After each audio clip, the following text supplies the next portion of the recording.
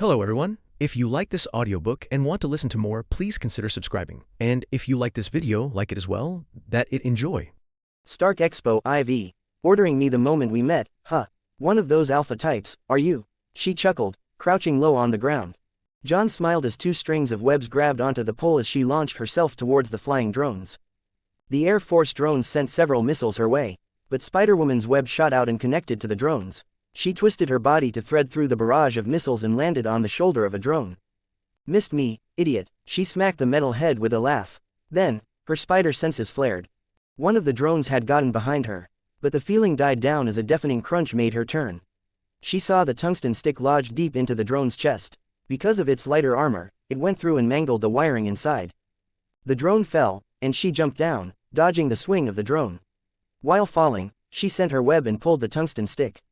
Then threw it back towards John. Nice work, he said, hurling it at another drone that was targeting the midswing Spider-Woman. She caught the stick with her web again, as it crunched through ahead of the drone. But instead of simply sending it back, she swung it through one of the drones as she spun midair. This is fun, she perked up. It almost felt like a game of frisbee. Just that if one of them misjudged, they'd find a 20 kilograms piece of tungsten slamming against their body. Should I try a hockey slash? Can I even do that though? He wondered while catching the stick as it came swinging towards him. But he shook his head soon after. Since Gwen's arrival, dealing with the drones became much easier. His body was already starting to lose the heat that came with intense battle. But it wasn't a waste. Hanma Bloodline, Awakening, 56%. The drones had been useful as test dummies and also showed him where his limits were. And this wasn't the only loot from this fight. Natasha Romanoff finds you interesting. +10 EP. He looked at the drones, focusing on them, letting out a small smile. Jackpot. Natasha had started her drive towards the Hammer Industries labs in Queens after getting a report about Hammer's forceful hijacking of the Stark Expo. By the time she had reached the control room, leaving a trail of incapacitated guards, no one was there. Even the CCTV footage of the lab was wiped clean, leaving her with no trails to follow. Still, she worked towards deactivating the drones, but then she watched a curious sight. A young man was fighting against these drones, which were equipped with machine guns and grenade launchers, with nothing but a stick. The shocking part, he was winning. Her sharp eyes narrowed as she observed his movements getting refined with each takedown. His positioning kept improving as the drones were forced into one-on-ones. And he dominated them with precise attacks that aimed for weak spots while slipping through their field of view using obstacles and wrecked drones.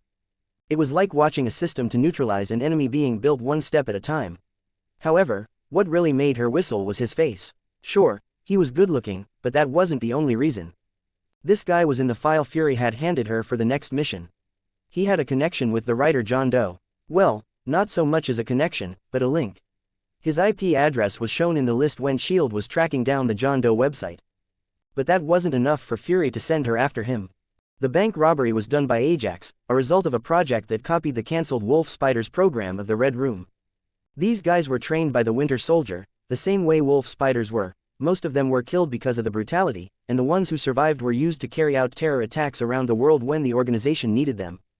And a seemingly normal university student had beaten one of the survivors into a coma.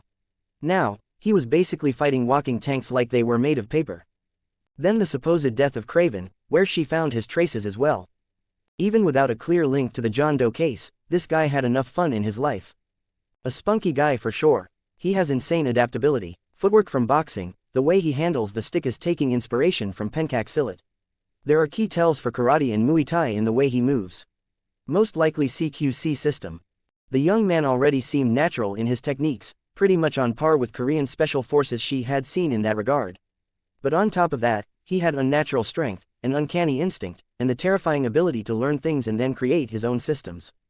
Now he's using the stick as a ranged weapon. She had heard about how Captain America fought on the front lines with his shield. And today she saw it with her own eyes. But this was a much more violent version of Captain America. I doubt Cap enjoyed running through a shower of bullets and missiles this much. Natasha paused on John's delightful smirk before Spider-Woman joined and they covered for each other, zooming through the place. Fury would like to know more about this, but I haven't gotten a lead this good in a while. While powering down the drones, she connected to the cameras in the area, dug into the storage devices, and swiped all the footage for herself. Wiping all backups in the process. Tony, who wasn't as overwhelmed by the drones thanks to John and Spider-Woman, had just handled Venko alone. With that, her task was finished here and at Stark Industries. Now, on to the next one. It's like he wants to get caught, or does he not care? She noticed John looking at the camera and smirking. Did he know she was on the other side? That might be a stretch, but it was clear that he expected someone to be watching, and midway he had become certain of it. He was showing all his good sides for the cameras too. Someone like this doesn't just drop from the sky one day.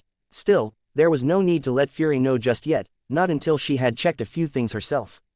Natasha pulled out the flash drive and started walking towards the door, stepping on the unconscious guards by the door like they were doormats. This is what you get for messing with my vacation plans, boss. Natasha stretched her arms, a delicate smile playing at her lips. She had barely touched the biochemistry notes till now out of protest, but she couldn't wait to get to her new position now. There was an interesting guy to probe around after all. And if she did it just right, he might give her what she was looking for. At least that's what she felt. Back at the Stark Expo, Spider-Woman and John finally find some rest as the drone stopped and crashed into the ground with heavy thuds. Done already, I was just warming up, she complained while landing next to John with her light feet. We should really team up a few more times, the fight felt a lot easier today. I'll have to check my schedule, he said, playing hard to get. She poked at his sides. Check your schedule and get back to me. Sure, John spoke normally. But just when he had thought that Spider-Woman was about to leave, she looked at him again. You aren't gonna ask anything else, no questions. No asking for an autograph. I'll have you know the latter makes for a good memento. Although she sounded cheery, John could understand her current situation. Do you want me to ask questions? Well, Spider-Woman rubbed the back of her head, clearly in a conundrum. However, John patted her shoulder to bring her out of her thoughts. If there is something I want to say, it is thank you. He said. For what? The gears in her brain halted. For everything that you do, thank you. Someone had to say it to her, so he did. 71 comments 0 vote. Stark Expo v. For everything that you do, thank you. Someone had to say it to her, so he did. This is awkward, her voice became smaller, but Spider-Woman quickly regained her vigor. You are a real smooth talker, man.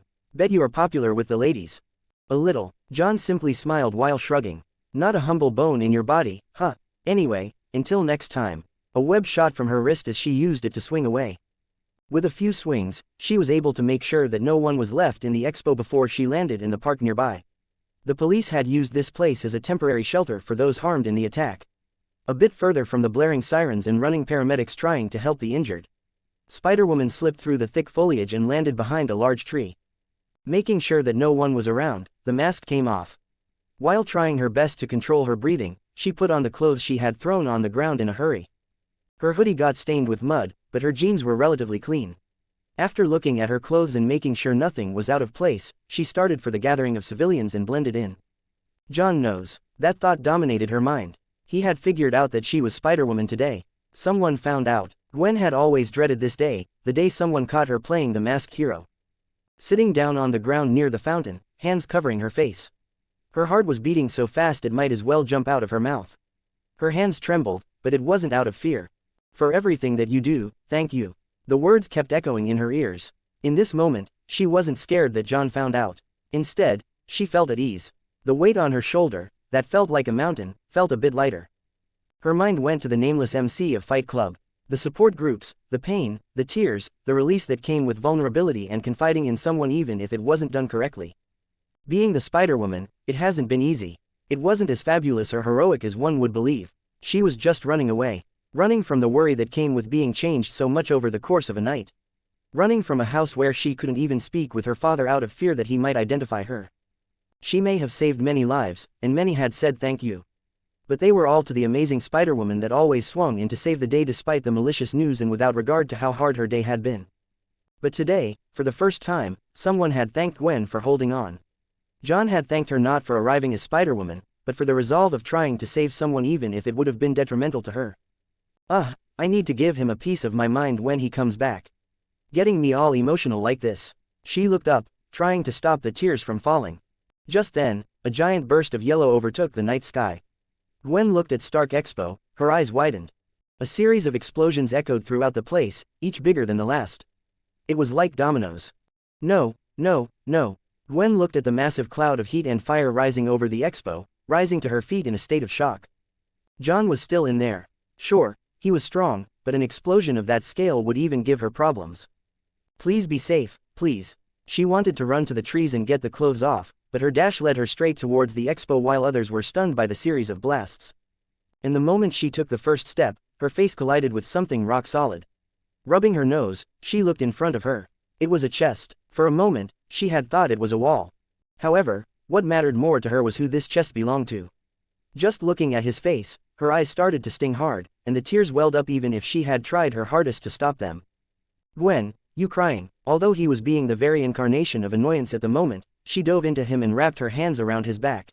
Face buried in his chest as the tears showed no signs of stopping. Gwen, even John sounded surprised at this, not to mention Gwen herself, but she wasn't in the correct headspace to worry about anything else. "Shut up and pat my back," she snapped, grabbing onto his shirt.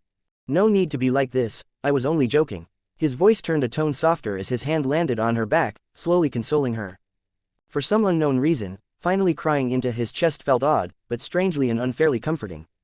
After she had cried herself into the sea of embarrassment, John helped get her home, holding her hand throughout the journey, but that only made her more conscious of their surroundings and whoever passed by them.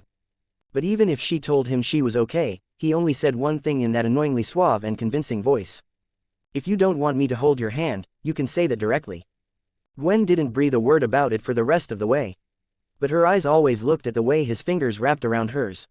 The way he matched her much slower pace, looking at her every few minutes just to make sure she hadn't started crying again. It was hard to let go of his hand when they reached her flat. "Maybe I shouldn't have." Gwen's face turned red as she twisted and turned on her bed, thrashing like an emotional ragdoll. But every once in a while, her eyes went to the handkerchief on the bedside table. A simple white cloth with a checkered pattern. It looked like something old people used, but John had forgotten to take it from her. Gwen could feel his scent on it, even if it had been diluted by her tears, but it was a scent she remembered fully, even if it was faint. "Thank you," she whispered into the cloth, holding it close to her chest and closed her eyes. A few moments ago, she was worrying how she would face him in university tomorrow, but after a moment of contemplation, she drifted into the best sleep of her life. Not so far from her apartment building, John had just arrived at his home. Taking off his shoes by the door, he slumped into his chair. With a heavy sigh, he looked at the ceiling. He was sweaty, a bit tired, and he had a lot to do, but for the moment all he could do was look at the system window that had popped up in his view when he was climbing the stairs. "Gwen Stacy is glad that you were the one who learned of her secret. Plus 250 EP. Gwen Stacy is regretting not asking you to come inside for coffee. Plus 50 EP. Okay system, you are doing too much now." He waved the panel away with a groan. Nothing could have prepared him for the way Gwen cried. As strong as the Spider-Woman was, in that moment, she felt much smaller. He would have stayed a bit longer with her, but she needed some alone time to sort her thoughts. And he didn't want to intrude more than he already had.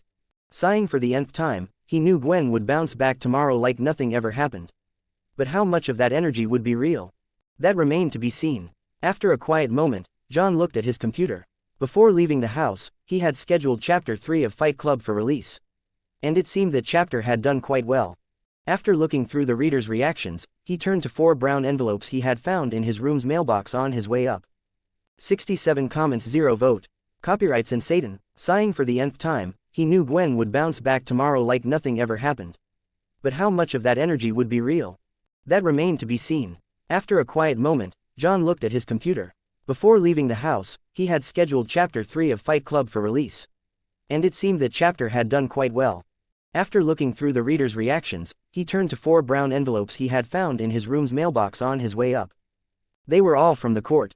Thankfully, this wasn't for some criminal case or something like that. The envelopes had papers that recognized his, John Doe's, ownership of the works he had released so far. Your name, 5 centimeters per second, Look Back, and Fight Club 2. He had legal documents stating he owned them and had the rights to reproduce them in any capacity. It cost him $500, but it was necessary. So far, he had found comfort in the automatic rights he had as the one who published the work first in this world. But the copyright was a crucial document he would eventually need. He had put it off till now because the court would ask for his ID. And he didn't want to be associated with the published works as John Grayson, especially with the hacking attempts made almost every few hours now. So, how did he get them done now? And won't someone be able to trace the documents to his house? This system knows what's up. John looked at the upgraded website dashboard on his system. When his bank balance hit $40,000, he had paid the $10K needed for the upgrade. The result of that was this new copyright section below the income window. The brown envelopes were delivered by the system. All it took was one click, and the copyright was applied for under the name John Doe, and it arrived at his house in less than 24 hours through an untraceable route. How this system got books printed before the copyright, or how it even managed to get the copyright done, John had zero clue. This is some serious magic. He repeated Gwen's words and placed the copyrights in the training room's locker. As long as this ID didn't break under any investigative force, he didn't care how it happened. The only problem was that, if it could be counted as one, he could only copyright 10 works right now. The next update would cost $100,000, and it would come with a major rework of the website, increased copyright slots, and the ability to design and sell merchandise. That'll get me a fat profit. As someone who had lived in an era where people went crazy over every limited drop, even something like Labubus, the ability to make merchandise for the released works was unreal. Most of the animation studios used it to recoup and make several times more than the initial investments. It even made up to 5,060% of a good manga series' lifetime revenue. And as someone who had no contracts with any companies and had no plans on making any, all the profit would go to him. Animation is important for a larger reach, but there is no great anime boom here. John decided to put a pin in that topic for now. If the merchandise section was anything like how the system delivered books, John knew he was in good hands for the quality and customer service. Still, he needed to save enough money first, and for that he had to write more. I'll check the John Doe app later, time to work on the storyboards again. But before that, a shower. John stood up from the chair languidly, but before he could take off the shirt that smelled like Gwen, a new system notification popped up before him. Norman Osborn is looking for you. +50 EP. You gotta be fucking kidding me. He let out a dry chuckle. Good thing I didn't jump the gun on the copyrights. It had been 6 months since Norman Osborn was ousted from Oscorp by the board members. Although it pained him greatly to be discarded like this after all that he had sacrificed for the company. When he returned home and started drinking away for days, he understood exactly what he had sacrificed. Sorry dear, I haven't been the best father. It was only after he had seen Harry, the only family he had, tremble before him as he drilled into him for not getting into ESU that something snapped into place. In pursuit of money and power, he had become just like his father. No, in a way he had done something worse. Neglect was the worst kind of abuse, and he finally saw how it affected his son. At least his father focused enough on him to get the urge to hit him, but Norman had thrown himself into work after his wife passed, not even looking at the undeniable proof of her existence. Even if the company was gone, Norman had enough money to last several generations, even if they spent money like water. Harry also seemed happier now that he talked with him during breakfast and dinners instead of drinking day and night. And he had picked up another few things to keep himself occupied enough to not look at the TV and see news of Oscorp. It was his way of leaving behind something that would have more value in the future. No way, Pierre, you have to get me this sofa in beige. The designer doesn't like to work with beige. Pay him more. He spoke into the phone, the catalog in his hand landing on the ebony, hand-carved table, with a heavy thud. Just get it done, I am really close to completing the collection. Norman ended the call and picked up another catalog. This one had cars. It wasn't for him. The only time he left the house was when he stepped onto the balcony for some sunlight. It was a Lamborghini. He didn't read the specifics but it was a special edition. Only 2 of these existed right now. Tony Stark had one, and Norman wanted to get the second one for Harry's coming birthday. Maybe if he has this, he'll finally ask out that MJ girl. A small smile appeared on Norman's lips as he picked up the phone again. That's all he did these days. Calling art gallery directors, antique brokers, luxury goods manufacturers. Previously, he didn't care much about the house decorations. But now, he had handpicked everything. The celadons from China, the kintsugi artwork from centuries ago, paintings from the Renaissance, and even the carpet on the floor. All of this had value, something that would pay back several times more a few decades from now. From morning to night, that was all he did. And it wasn't so bad. That was until one night, when he couldn't sleep, he heard Harry crying while sneaking out of the bedroom. His initial thought was to ask what happened, but he noticed the book in Harry's hands. This kid was crying over a story. Oh well, Norman returned to his bed and lay awake till morning. The next day, when Harry had left for university and he was alone at home, Norman found the book in question on Harry's desk.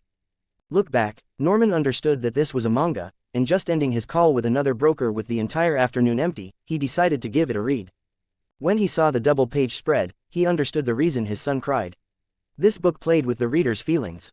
The reason a reader cried wasn't because of what happened to the character in the story, it was because they could relate to the character's loss in one form or another, drawing out their most painful memory or a similar event they feared would happen in the future.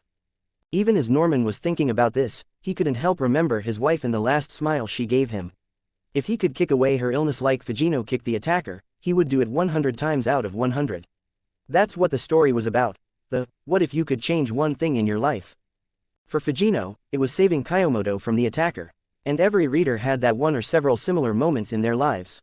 Or they simply feared that when such a day would arrive, they'd be powerless. It's a good work at the end of the day. Norman placed the book back where he found it and went to his computer. He searched on the net and found out that this was only available in manga form. No signed version, no special edition or something similar. Which struck him as odd. This could make a good movie. Norman was thinking of reaching out to the author and see if they would accept a personal investment to make the movie. He had the connections and the money to boot. This could be a good pastime and another thing he could leave to his son. However, no matter where he looked, there was no clear way to contact the writer. The book had no publishing house info, not even a word. All he found was a website where the writer, John Doe, kept posting his works. In the end, Norman had to shuffle through the card he had to get in contact with someone from the writing industry, someone he had briefly met at a gala. Oh, that spawn of Satan. Don't even speak about him. Spawn of Satan, 88 comments 0 vote. Spawn of Satan. Oh, that spawn of Satan. Don't even speak about him. Spawn of Satan. Norman blinked at the wording, and that had opened the door to complaints the industry had about this writer. High-quality works, good quality books, low prices, and absurdly fast delivery. He did things the way other publishing houses were unable to copy. And that brewed resentment. But there was also a growing number of passionate publishers that wanted their readers to get the best treatment, and also several jealous competitors who thought they could do better if they just got their hands on his logistics. After a phone call that lasted about 30 minutes, Norman had all the information. The writer had a printing and delivery company in Detroit, but they had no direct contact with the owner and only got orders through emails. The bigger problem was that they took no orders from anyone else, regardless of the attempts to negotiate. The head of one publishing house described it as, "It's like these facilities were made solely for him." A real mystery, huh? He scoffed a bit, but his eyes went back to the website on his computer screen. There were 3 more works along with Look Back, 2 completed and 1 ongoing. Navigating the clean and smooth website that almost made him want to search for the one who made it, Norman skipped the romance novels and landed on Fight Club. The name was a bit dry, but he liked the previous story, and it didn't hurt him to try. Time was a resource he had plenty of these days. So, he clicked on the first chapter. The start was explosive, gun in the mouth, real bombs about to go off. But then it shifted. Norman read about the narrator's life. His brows knitted together with each line. For a moment, he looked at the catalogs at the table, and then back at the screen. He had an urge to stop.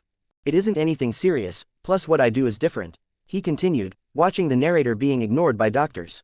Then going to the support groups, pretending to be sick, crying, and finally getting some sleep. Then Marla came in the second chapter. The comment section was interesting to say the least, but Norman pushed on. The narrator and Marla, who were both faking illnesses to get into support groups, started to divide them between the two. It was a cold, calculated measure of human misery and how it helped them. It was almost funny to watch, using someone else's real pain to soothe oneself. The real life is much crueler. Norman thought of Oscorp, but shook his head and continued reading. Before he could hear the protagonist's name, the focus shifted again. Norman learned that the life of an automobile recall coordinator wasn't the best.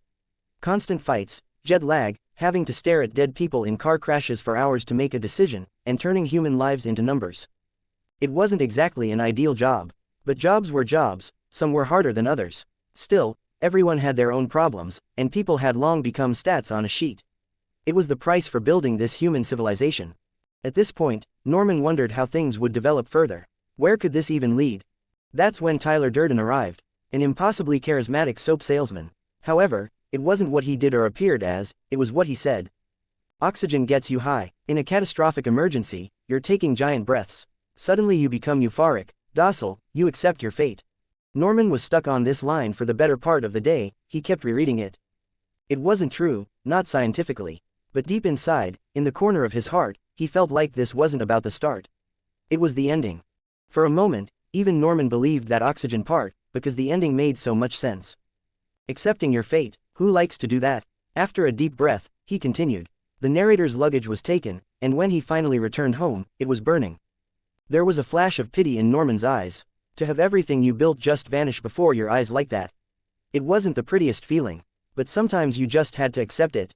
But do you really have to accept it? Norman continued. The narrator contacted Tyler, and they went for drinks. He nodded as the narrator was devastated, having everything he built go down like that. Hearing him ramble reminded him of the days shortly after he was ousted. But he started to notice something important. Defining himself and his worth by the possessions he had. His mind went to Oscorp, this house that had become a mismatch of art and the constant calls from brokers trying to stick anything on him. He had believed he was doing something with his time, but was he really? That's when Tyler started speaking once again, in that confident tone. Humans have been broken down by corporations from hunter-gatherers to consumers. Instead of worrying about survival, we worry about the celebrities, new tech, and name-brand clothes. There was no lie in it, but these parts had become an important pillar and grown so big because people needed them. They would disappear if people stopped flocking, that was the rule of business. It had become a symbol of status, a way to feel superior over the one next door. Humans no longer looked at the bigger muscles, they looked at who had the faster car, the prettier woman, and the bigger yacht. As a society built on money, they were perfectly where they wanted to be. But why did Norman feel tired of it already? He had never bothered to make such purchases before, even after always hearing others describe it greatly. It was almost like they had won a war if they got the bigger private jet. And now that he tried it himself, it felt like he wasn't getting anywhere. A part of him just wanted to go back to Oscorp, even if he didn't have the same position. He just wanted his life's work back. And no amount of shopping was gonna fill that hole. The things you own end up owning you, Tyler is correct here. Norman frowned. He had no answers. The reality he sat in already refuted any words he could conjure. But that's when something in the plot shifted. I want you to hit me as hard as you can. The words unfolded Tyler's life, and why he wanted to do this, because he had never been in a fight. Norman leaned in, eyes focused on the words. What was it like getting in a fight? He had never had to resort to it, any disputes he had were handled through money and connections. But as Tyler had said, men had spent 99% of their history killing and hunting. While that remaining 1% was the time modern society had spent obsessing over money and status. So, when pitted against each other, which instinct would come out on top? Obviously the former. A normal man, when in anger, rarely thought of calling his lawyer. The very first thing they did was ball up their fists, feeling that urge to hit the one who did them wrong. That feeling was engraved in the body, an almost natural response, because that was how men have lived.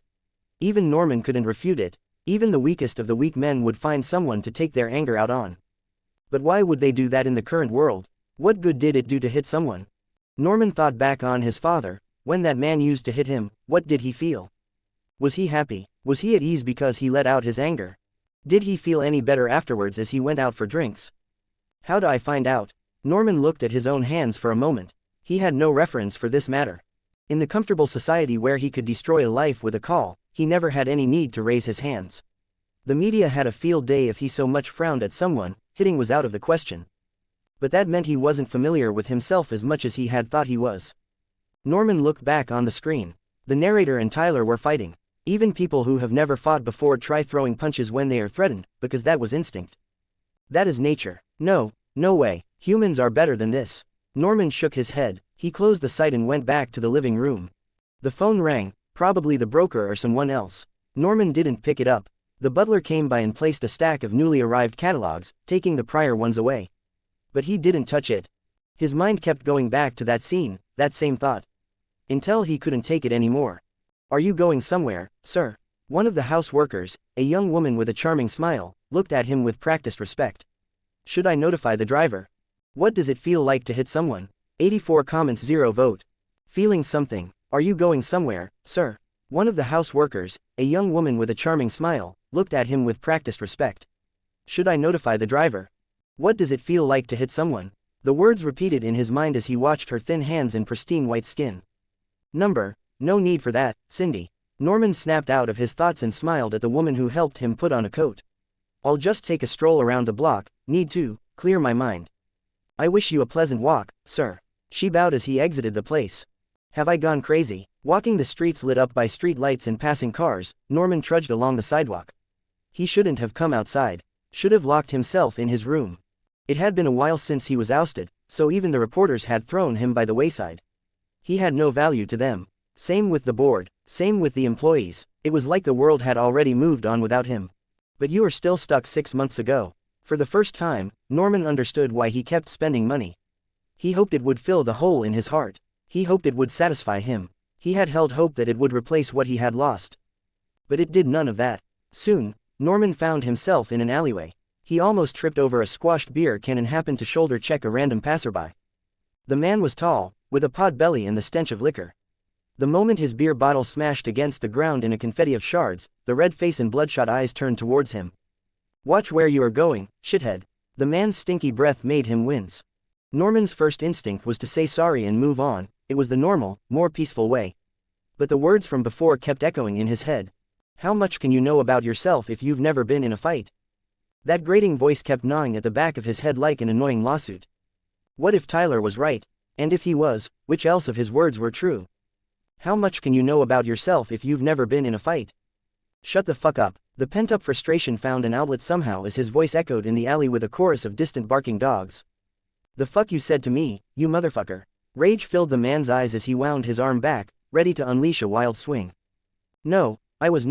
Norman wasn't shouting at the man. It was the questions that kept repeating in his head. Before he could explain, the balled-up fist struck his cheek. It was hard, like a baseball, almost like a hammer.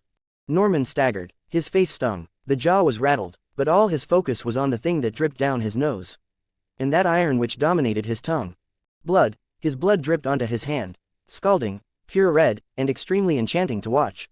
The angry man drove a knee into his stomach. The wind was knocked out of Norman's lungs. He collapsed on the ground. Bile rose to his mouth alongside the caviar he had for dinner.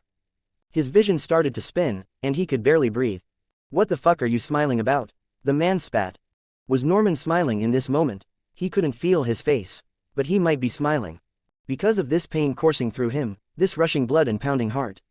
It was the first time in 6 months that he had felt anything. It almost made him chuckle. "What are you laughing about, bitch? You think you are better than me, you piece of shit." The man kept stomping him, but Norman kept laughing. "Fucking weirdo." At the end, the drunk bastard stumbled away, leaving Norman curled up in the alley that smelled of cheap beer and piss.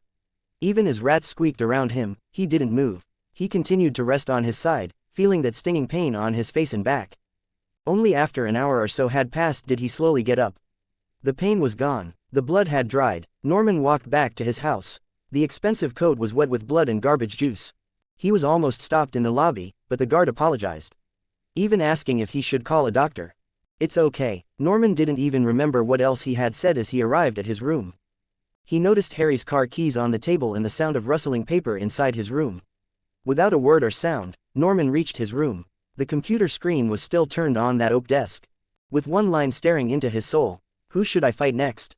After waking up early in the morning, John had started work on the next chapters of Fight Clubs and scheduling them for release.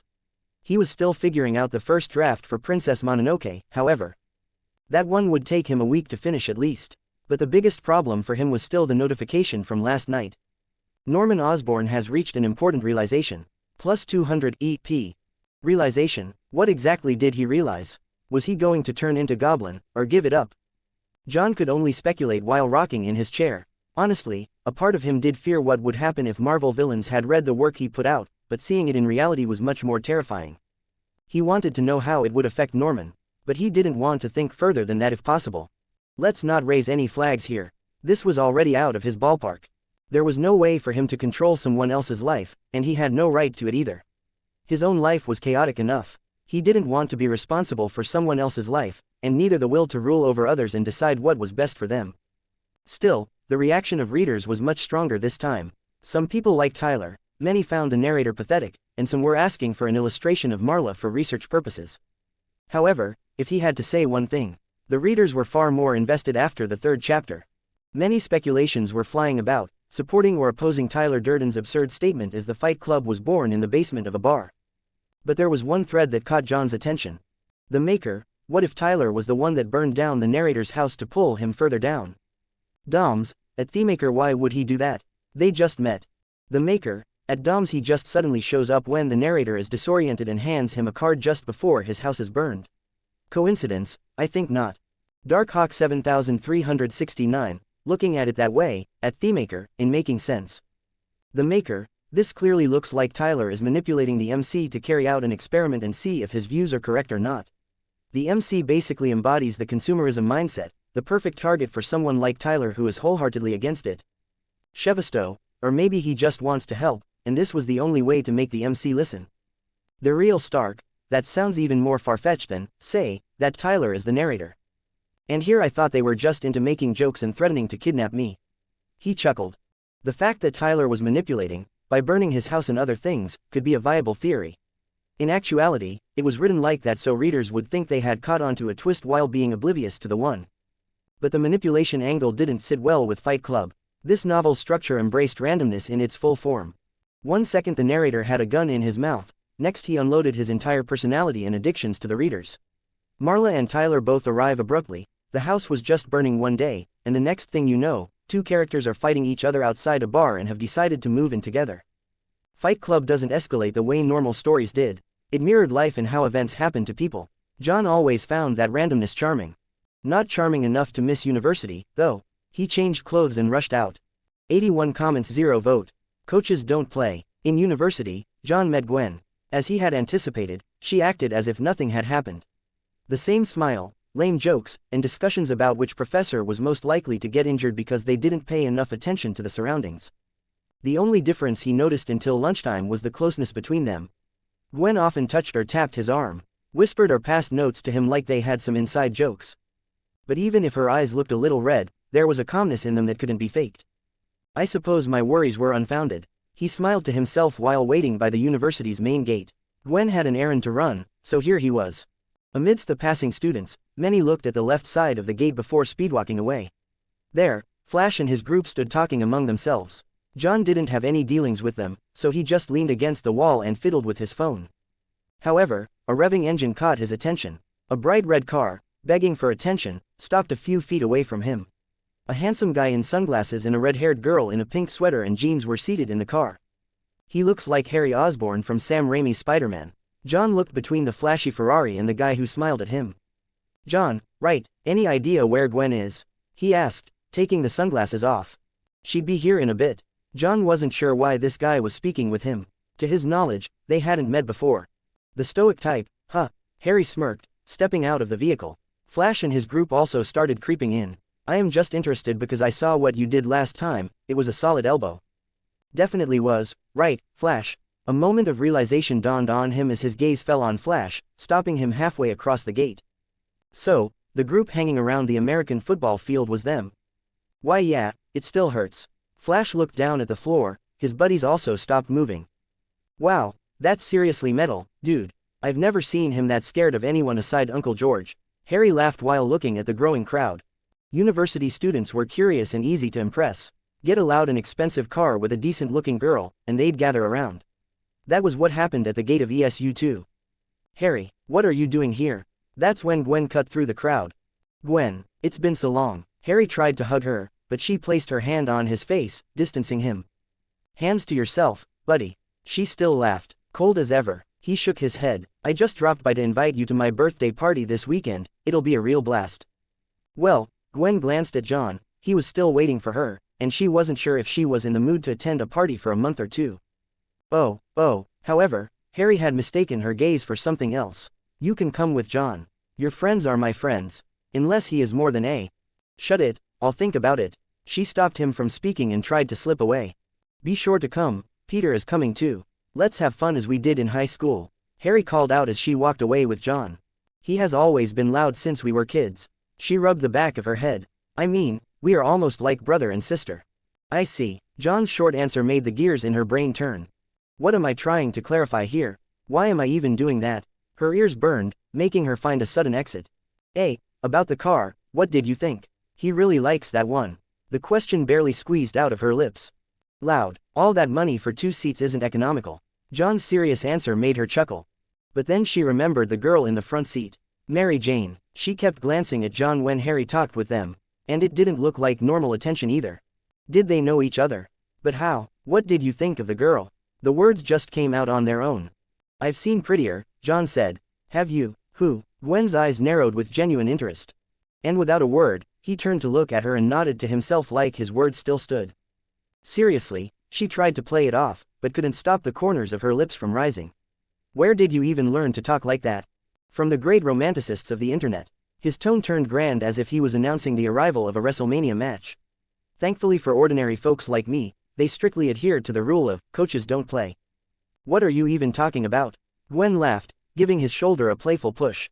My brothers of the internet, I have defended you well. John gave a salute in his heart. Truthfully, he wasn't sure why Gwen tried to explain Harry's closeness. It was pretty obvious that lines existed, and he wasn't even thinking anything of it. If anything, he hoped Harry thanked God that this was some Chinese fanfic.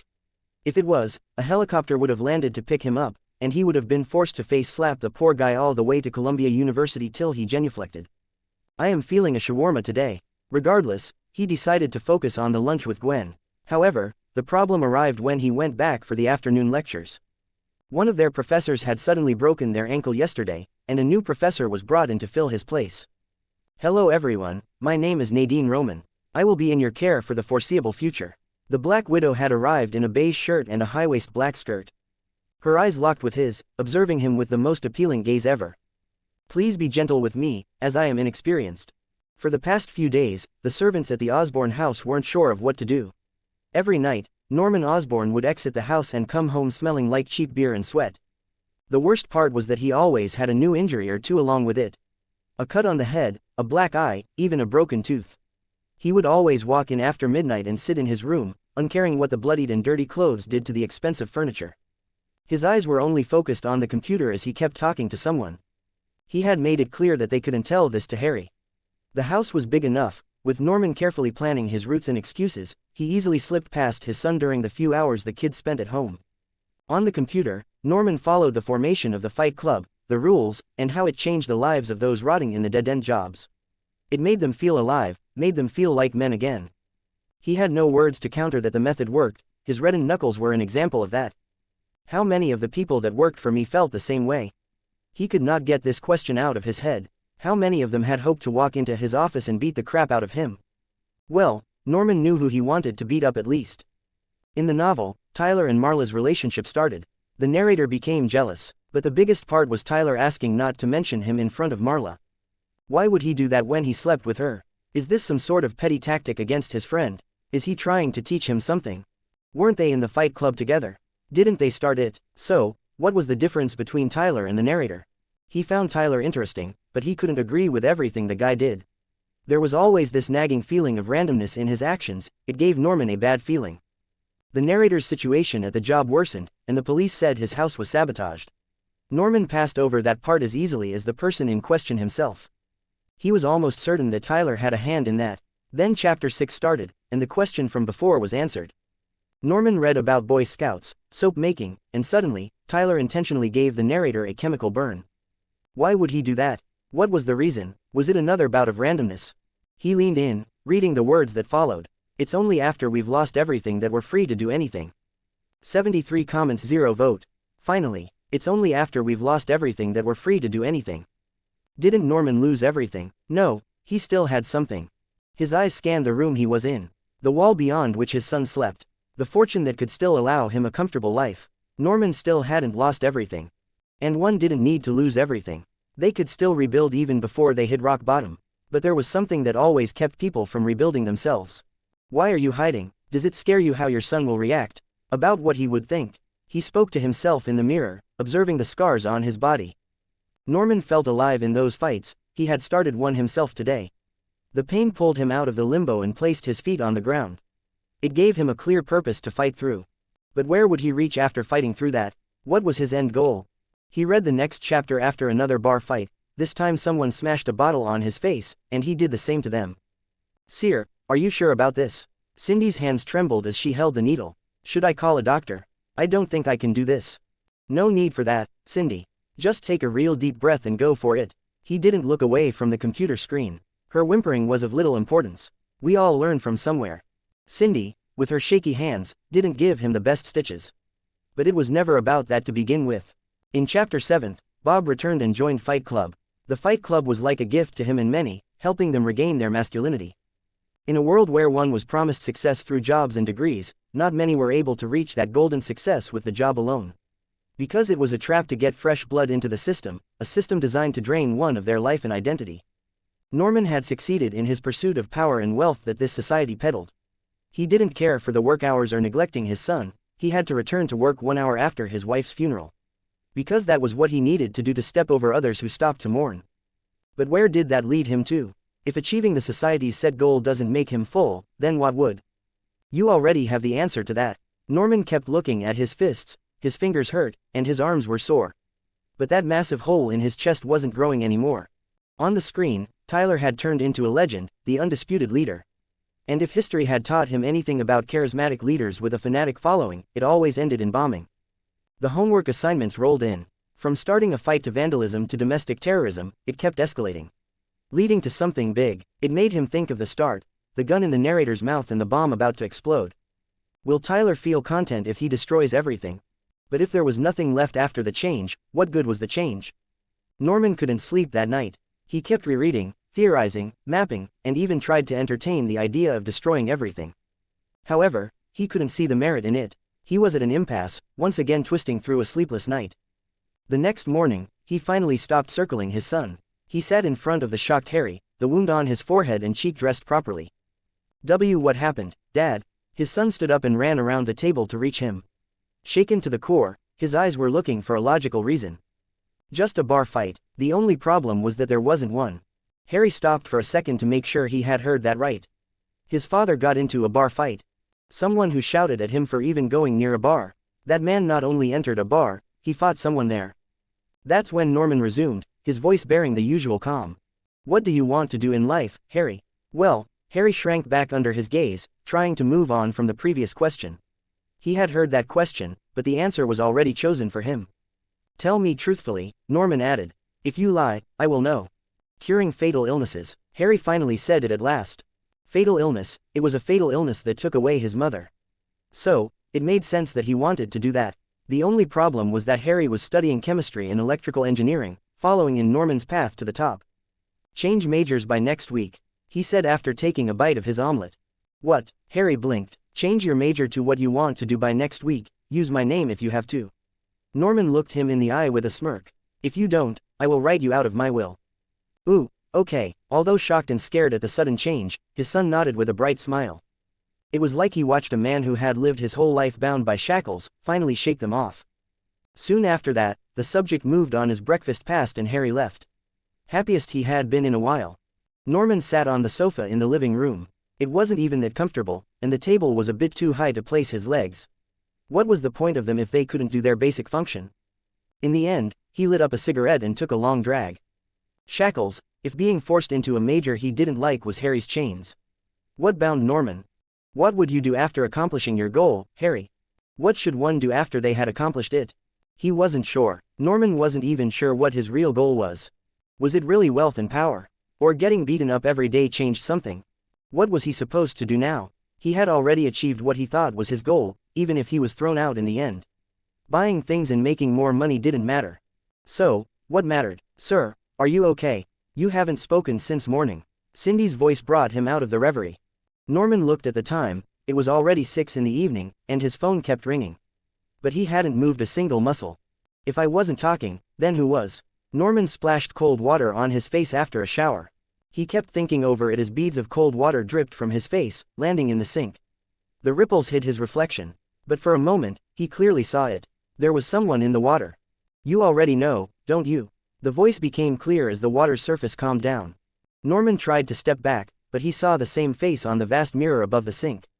This was the mirror that had faithfully reflected his face every day for years. But today, the face in the mirror had a wide grin while his own eyes were wide with shock. You finally noticed, Norman. The smile in the mirror began to twist inhumanely, and the voice continued like a devil's whisper. I am incredibly happy. 70 comments 0 vote. Nadine Roman. After the formation of the Fight Club, the readers started to slowly divide themselves into groups. First were the ones who agreed with Tyler completely. Second were the ones who thought he was too extreme. And finally, the third group that challenged his ideology, pointing out the flaws and problems with it.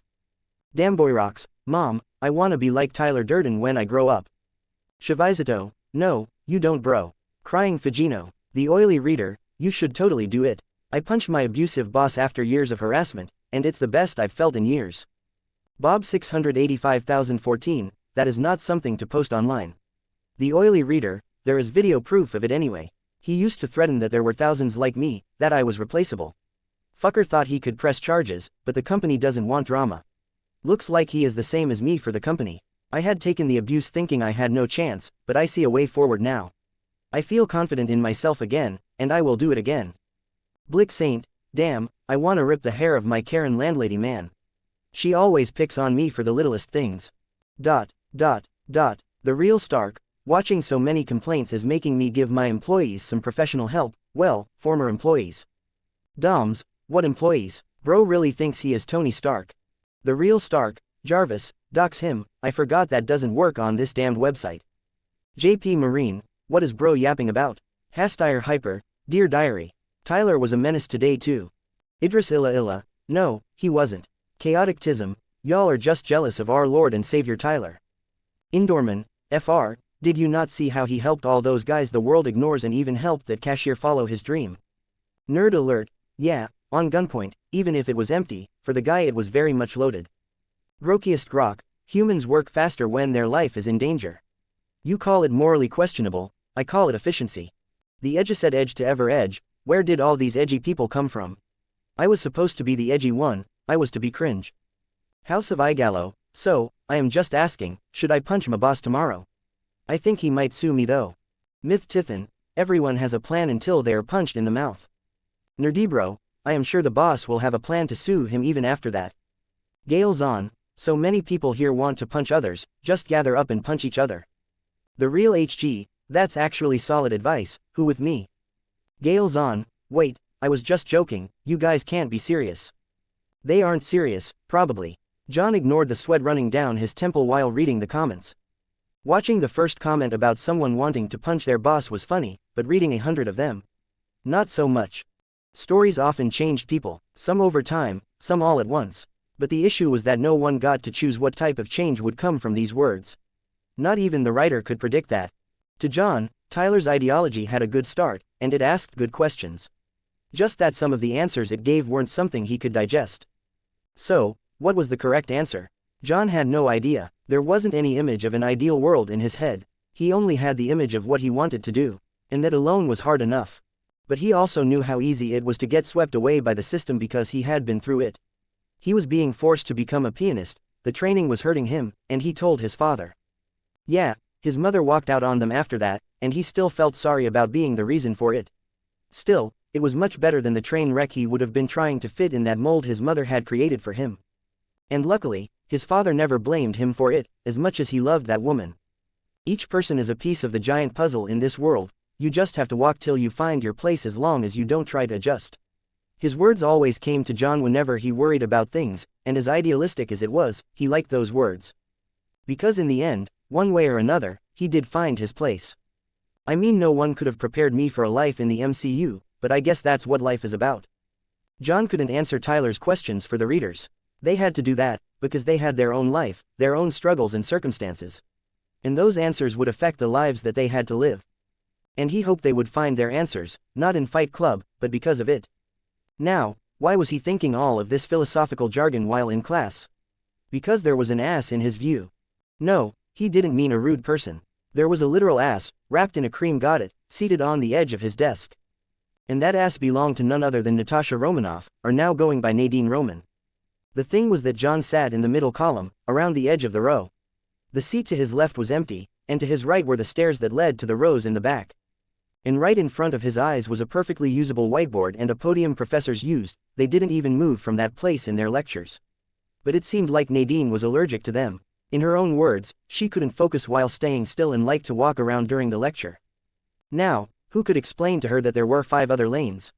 Why did she only walk in the lane next to him 90% of the time? I mean, it is obvious why, but come on. He hoped someone would complain, but that was unlikely to happen. In a classroom where the students gave 100% focus on the lecture, they were now putting 120% of their focus onto her ass as she passed by. Even the girls were mesmerized, aside from Gwen. But her problem came with the little pokes and touches Nadine did while walking past him. Which happened a dozen times every lecture. And the reason she had just sat her butt on his desk was that she had chosen to give the students some much-deserved rest after a 40-minute lecture. Using that excuse, she had been chatting with girls from the desk adjacent to him. John, you finally came back to earth. Nadine, who had been chatting with Gwen and a few other girls, glanced at him when he closed the book. I was trying to memorize today's lecture. John looked into her eyes. How could she have that natural ditzy gaze? If he didn't know who she was, he might have been fooled too. Want me to listen to it? Her smile was so pure that he almost forgot he hadn't memorized shit. I am a bit shy. John could see Gwen's shoulders trembling from the corner of his vision, but he had to hold it in. Really, I used to be like that too. She giggled, eyes turning into little crescents. John wanted to press X, but he didn't have the controller. Regardless, Nadine continued with this, I am a trusted adult, look. It's all about being comfortable with yourself. After that, you just, as much as he wanted to call bullshit, she was half convincing. Thankfully, the lecture ended, and he could finally leave. At least he thought he could. John, there is something I need to pick up from the material room in the lab. Could you help me? It's a bit too much for my arms. She showed the arms that looked thin in the full-sleeved blouse with a sweet smile like there was no hidden motive behind this. John felt a strong urge to say no, but this seemed like a signal. It was like she was done with initial feeling around, and wanted to get to the main issue. Sure, he too wanted to understand what this visit was about. Walking behind her, trying his best not to look at the enchanting swing of her hips she did on purpose, John's brain started to work overtime. Was this just observation after he showed himself in the Stark Expo? Or was it about the website? What was the scope of the mission? What was the plan after that? Who else knew besides Fury? Honestly, by the time he had taken another breath, they had already entered the material room attached to the lab. Honestly, it was closer to a storeroom, but a neatly arranged one. There were shelves of chemicals, bottled specimens, files, books, papers, instruments, and the works in this brightly lit place that was about twice the size of a classroom and a maze of stacked shelves. He wordlessly followed her to the farthest corner of the room as her sharp heels came to a halt in the corner that had nothing but piles of tied paper. So, what do you want, Professor Roman? He asked. Just a few things. For starters, we need a ladder and I am not talking about that. What do you really want from me? 54 comments 0 vote. Information exchange. I am not talking about that. What do you really want from me? He cut in dryly. I don't know what you mean, John. She gave that cute, oblivious look, her red hair sliding down her shoulders as she leaned forward. The way you walk, you only hide your training enough that the normal people wouldn't notice it. Even the way you purposefully let that mask slip at times while talking to me, I know you aren't someone as simple as a replacement professor. John really wanted to drop her legal name right there, but that would only create more problems. What are you playing at? Because even if he didn't know her, she had been dropping enough hints for anyone with decent observation to notice how out of place she was. Hey now, figuring things out is my job, okay. This much was good enough for now because her face went to neutral like she had control over each muscle. Before long, a smirk appeared on her lips. It didn't look like you were trying. He leaned on the wall to the left, finally able to relax a bit. Well, I made a bet with someone on how long I would have to put my ass in your face for you to give a reaction. She stepped closer with a huff. I admit it was fun to see you try and look away. But it hurts my pride to see it took that much to make you budge. Normally a smile and passionate eye contact do the job. Even now, she hadn't stopped testing him. Black Widow herself was an ultimate test, but the way she spun her words to get the information she needed wasn't to be taken lightly. If he went along with her flow, she would get everything and leave him with nothing. Against a seasoned spy like her, framing the conversation as an exchange would work the best. Did you come here for what happened at Stark Expo? But an exchange was never equal, one party always gained more. You can say that, Natasha smiled, already catching on to his plan, but she played along with him. But that isn't all. The gears in John's head turned. If it was him being a risk, Fury wouldn't have sent Natasha all the way here. It was a move too dumb for someone who had seen the video of him fighting the Hammer drones. So, either Fury wants to recruit me, or she hadn't turned the footage in. That left him with the simplest question, why would she not turn it in? Is this about Kraven? His probing continued as she stopped a few steps in front of him. Do you think so? She raised her brow playfully. That reaction was enough to tell him Kraven wasn't the issue either. Natasha didn't say if John did the right thing by beating him or show any repulsion for the fact, this was her own thoughts, not S.H.I.E.L.'s. Because depending on how S.H.I.E.L.D. viewed his fight against Kraven and the Hammer drones, he could either be placed under surveillance or observation. Fury either had every possible candidate under observation or on a watch list. If he had sent Natasha, it would be for observation and analysis. But Natasha hadn't shown any signs of either yet, at least in his case. Rather than interrogation, she was trying to test his skills, like she wanted to confirm something. A part of him wanted to show off, but that would get him in the wrong box with Natasha. Watching over his shoulder for the readers was enough, he didn't want to add a highly trained, almost superhuman assassin to the list. He is listing the reasons S.H.I.E.L.D. could send me after him, he knows the standard procedure and already expected to get monitored. But he is a bit too calm. She had touched his shoulders and back during the lectures, and there were no scars or bullet wounds anywhere. Someone trained under those types of organizations wouldn't be this unblemished or unguarded about their body. Even she had her wounds despite being trained in espionage, assassination, and seduction. The scars came with the skills. Who are you? She decided to deal with him as he wanted. He had skills, but he didn't get them the usual way. Want me to do your job for you? He scoffed. I was hoping you would be generous.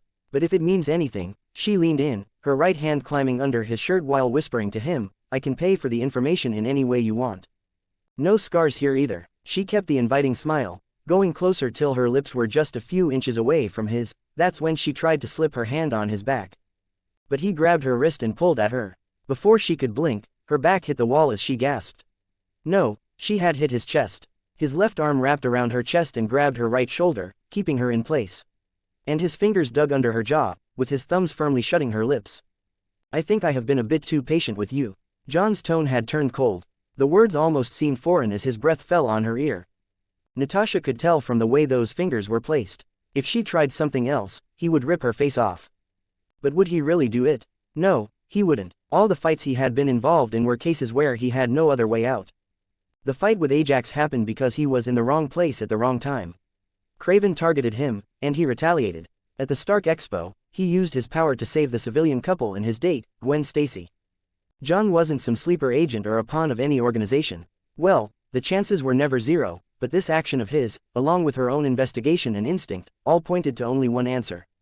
Even if it was a letdown on that front, he is still a fascinating case. Natasha raised her hands, not a twitch on her face. Instead, she kissed his thumb slightly as a form of her surrender. Hearing him sigh, she signaled at him that she would take out a pen and paper. With an unreal calm, she started patting down her pockets, before finally undoing the first 2 buttons of her blouse. Feeling his gaze on her hands, to make she didn't pull a fast one on him, she reached into her cleavage and took out a palm-sized notebook and pen stuffed in the lacy black bra. Flashing him on purpose. This woman, I swear. John almost rolled his eyes as she started writing on the paper while wrapping her lips around his thumb. What was this? Her pacifier. After a few more seconds of scribbling, she held the paper up for him to read. SHIELD didn't order me to observe you specifically. The file Fury had given her was filled with many people with the name John. Because the writer John Doe and his website were bouncing between the IP addresses and emails of every person named John in the world.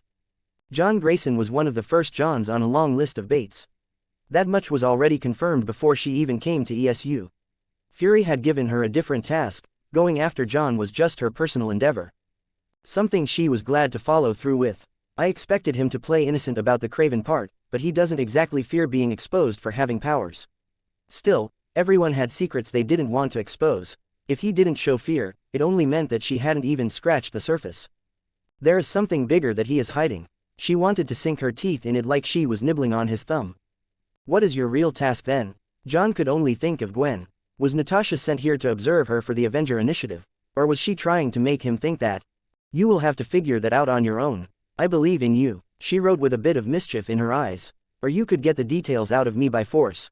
I'll have you know that torturing me will get you nothing. I am, however, very weak to pleasure. Wink wink. She pressed her tongue against his thumb, wrapping her lips around it. Natasha leaned back, positioning her ass onto his crotch. I've always been curious what it's like to ride a bull. Feels like it'll be a fascinating experience, no? 62 comments 0 vote. Same person. I'll have you know that torturing me will get you nothing. I am, however, very weak to pleasure. Wink wink. She pressed her tongue against his thumb, letting her lips wrap around it. Natasha leaned back, pressing her ass in his pelvic area. I've always been curious what it's like to ride a bull. It feels like it'll be a fascinating experience. You are nasty. He pushed her away at last, shaking his hand to remove her saliva. I'll take that as a compliment. Natasha lightly massaged her jaw with a light smile, trying to hide the drop of cold sweat going down her neck. Well, I at least got something out of her. John was thankful he had hockey before meeting her, or his body might have obliged to her invitation. Sex was an instinct a Hanma would indulge in when he wanted. But John stayed John and didn't fully adopt Hanma's urges thanks to hockey. And as someone who knew Natasha's life leading up to this point, he didn't want to engage in a physical relationship with her. You could have had the home run, but too bad, Natasha smirked. Really, where did I stop? He asked dryly. Just short of third base. She shrugged because the ball was in her hand. You can still reach the base if you choose to run. Think I'll pass. As much as Natasha weaponized her own body, There was this brief moment of reluctance and rejection before she acted, a moment she herself wasn't privy to. No normal person would ever catch it, even those with superpowered senses might fail, but John had grown more accustomed to reading people thanks to the Hanma bloodline in hockey. After noticing that, any signs of attraction he might have had for this beautiful spy died down. As someone with hockey, he became uncomfortable watching a person go against their mind with every action they took without ever knowing it. Even thinking about it like this is weird. Someone, pity me please. Regardless if anyone felt pity for him or not, he did feel some for Natasha. I was sure he would pounce on me, but what's with those eyes? During her missions, she had faced eyes filled with various emotions. From lust, love, anger, hatred, release, elation, fear, anguish, and even wonder. But no one had ever looked at her this way in her entire life. And because of that, she couldn't name it. What did he figure out about her to look at her that way? It felt like a question that would keep her up at night, and it really was that type of question. Even as she went to the safe house and took a shower, her mind kept drifting to that question, to his eyes. In the end, she looked at the video she had recorded, setting up a camera in advance. She paused on his expression and sat there in silence. But there was only one thing she could think of while looking at the bright monitor for hours. Should I just ask him? That was an option, but not the best one. He'll just tell me to figure it out myself since it is my job. Natasha let out a dry chuckle. After a few more hours of work, she stared at the yellow medicine bottle in her hand. The words on the label grew bigger with each second until they covered her entire view. Estrogen pills. There was no need to eat these, her body was already altered to not rely on them. But she took the prescribed dosage and sat under the dim light of the lamp, her face in her hands as the slight headache came. I am running out again. Making an appointment under an alias that was off records, Natasha went to sleep with that slight sense of nausea rolling through her stomach. Ever since seeing that face in the mirror, Norman had stopped going in that bathroom. That helped him, but only for a day. Soon he could see that face on the dinner table, staring at him from the soup, but once he blinked it was gone. In the reflection of the glass table, in the ceramic plate. Even on the mop floor, that face followed him. It had reached a point where Norman had locked himself in his room after he smeared all shiny surfaces with paint. All of them aside from the computer screen he kept turned on 24/7. This is just a temporary measure. He slumped into the chair with a heavy head. He had read Chapter 9 of Fight Club, watching Project Mayhem take place. A frown sat on his face as Tyler and his group started to get more out of hand. Even running a full operation to get their hands on the police commissioner who wanted to catch them for their acts of terrorism. Now he doesn't want the law to work as intended. This kept getting worse, because it started to feel like a car that lost control. Not because of a bad driver, because the driver didn't touch the wheel. Let go. The voice in his head and Tyler's words matched. Tyler confirmed that he had burned the narrator's house to teach him a lesson. But Norman's mind was focused on the choice as Tyler let go of the wheel. The voice in his head went silent as the narrator followed the advice and decided to let go, ending in a crash that anyone could see miles away. See, that is the correct answer. Norman closed his eyes for a moment and took a deep breath. The narrator had allowed himself to be influenced because he trusted Tyler. However, he didn't trust this voice one bit. He didn't even know where it came from, or if this was just a nightmare. I am not listening to this voice. He ate steak and fruits from a wooden plate to follow the changed diet. His sleeping habits had improved, and he even started to do basic exercises aside from going out every night. But among all of them, he kept reading, hoping that the voice in his head would vanish just like it had appeared. However, the voice that was calling out to him started to change. No, it only asked for one thing. Norman, I can fix your problems, just let go. Let go, just let go. It kept getting louder with each word, to the point that he wanted to rupture his eardrums. Still, he knew that wouldn't help. This voice was in his head. Meditating helped little. If anything, it made it worse. Now Norman was able to picture this voice. It looked just like him, but with that uncanny grin. Collapse of modern society, so that is his end goal. Norman read the last line of the chapter with a frown. Destroying the system, as good as it sounded, wouldn't help. Because the same system would take its place with a new mask. Humans didn't create a society based on power and money because they wanted to, it formed because that was the only way this civilization could grow from the seed called instinct. And a human's most basic instinct was to weaponize everything it found. The modern society was the most apt representation of that, a cradle where that seed thrived. Tyler had asked the correct questions, but had landed on the most extreme answer. That's why you should listen to me. Norman ignored the voice and continued to read. Chapter 10 came with an affirmation of his thoughts. Bob was brought in with a bullet through the head. To Norman, Bob was important because it fully drove the point of reclaiming yourself. The character that told him that it wasn't too late to get yourself together, in the story's context. And his death just proved that Tyler's way wasn't it. If that wasn't the correct way, then what was? Norman continued to read as the narrator followed Tyler's trail through flight tickets and finding more fight clubs in every city. That was until a bar owner recognized him and called him Tyler Durden. Wait, it cannot be. There was a sense of dread settling over Norman as the narrator, or Tyler, had to face the one he'd been calling Tyler this whole time. DID. No, that makes sense. It makes sense, but he massaged his temple with a trembling hand, thinking over the cause for DID, its symptoms, and what it could do. The story had dragged him so deep into the narrator's head that he never saw this one coming. That was when the line about not mentioning him in front of Marla made sense. Tyler and the narrator weren't the same, at least that was how it looked from the latter's point of view, because the former was his ideal version of himself. But the way the latter started to transform because of the former made sense. Tyler, the alter ego, wanted complete control over the real body. And now, the narrator's words and the voice in his head started to coincide. We are the same person. ...